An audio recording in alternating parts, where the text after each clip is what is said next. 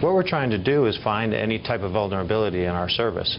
And so we start on the inside, and we do everything we can. We hire outside testers, and then we engage the public. And the goal is to try and find every possible vulnerability on our site. What we're asking the general public to do is if you understand security and you want to try and find a vulnerability on our site, we'd be happy to work with you. We've set up some guidelines about how to do it so that when you do testing, it doesn't break privacy or intrude on someone else's privacy, but allows you to actually test the site. And that way we can actually get the information that you might have without harming privacy and actually increasing security. Now, is the Facebook bug bounty program different than the programs run by, say, Google, Microsoft, Mozilla, or any of the other big technology companies? It's very similar. We all start with the same premise, and that is that we want to crowdsource security, that we know that there are many people around the world who have security talents who aren't living and working where we have offices. So our goal is to engage that security community, invite them to work with us, and pay them if they can help us do a better job. There are some differences between the different programs. All of our programs are evolving over time, but for the most part, what we're trying to do is reward good security behavior. Do you worry, though, that people will find a hole and not inform you about it and instead try to exploit it for their own gain? Well, we worry about that whether or not we have a bug bounty program. So what we think is that the more we have programs like this, the less likely there'll be situations where someone will try and find a vulnerability and not report it to us. So you're aligning your incentives. What is the biggest drawback to Facebook's bug bounty program? Well, I think that when you start a bug bounty program, there are a number of things that you have to make sure you understand and are ready to do. For example, you need to be responsive.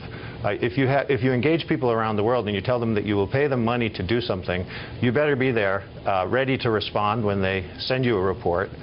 So we get many reports, and we have to kind of work our way through all of them, figure out which ones are particularly relevant or helpful, then engage with those security experts, and of course we then have to pay them. Bug bounty at Facebook is about a 2-year-old program. In some ways, isn't this just a more cost-effective way of managing your expenses, your security expenses, because you are only paying out for people who find something, as opposed to full-time employees who are always scanning for problems? It's actually, it's 100% an incremental expense for us.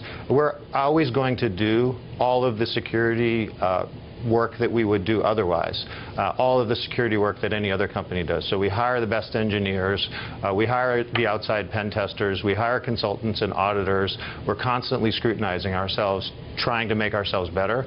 But I think that what the evolution of these bug bounty programs has shown, and the statistics that you see about the programs, not just from Facebook but from those other companies as well, is that no one's perfect when it comes to security, and you need to engage with smart people around the world, and you'll have great benefit if you do.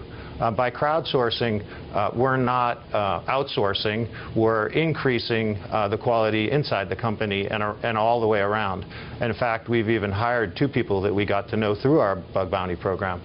So in a way, it's a bit of a recruiting tool. Security is definitely Facebook's biggest problem, headache.